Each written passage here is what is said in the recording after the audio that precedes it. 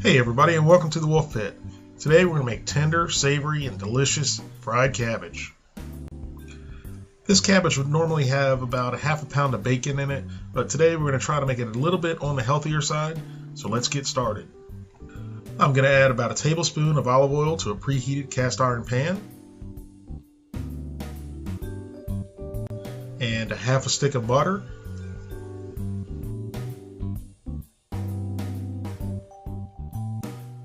I'm going to stir this around until the butter's melted. Once the butter's melted, I'm going to add 6 cloves of garlic that are sliced thin. Once the garlic becomes fragrant, I'm going to add 1 chopped up large yellow onion. Give this a quick stir and let it saute for about a minute. Now I'm going to add 1 large head of cabbage, and this is about a 3-pound head of cabbage. I know it looks like I put way too much in the pan, but this will cook way down. Now I'm just going to give this a stir and start getting everything into the pan, and we're going to saute this for about 5 minutes. Once the cabbage begins to wilt, I'm going to add 1 tablespoon of chicken base, 1 cup of water,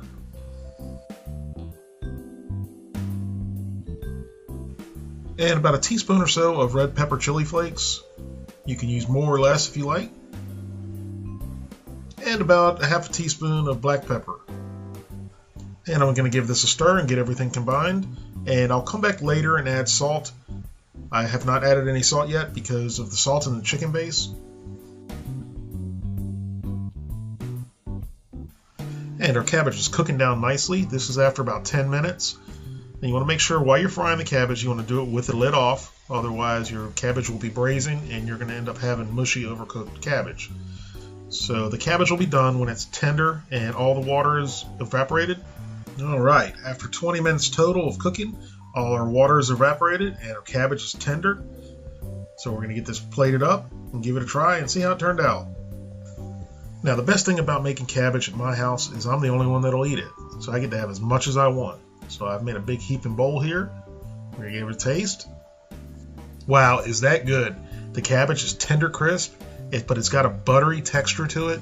The flavor is incredible. You can taste the garlic, the butter, the red pepper flakes. This is absolutely fantastic. Thank you guys very much for watching. I hope you give this a try, and we'll see you next time.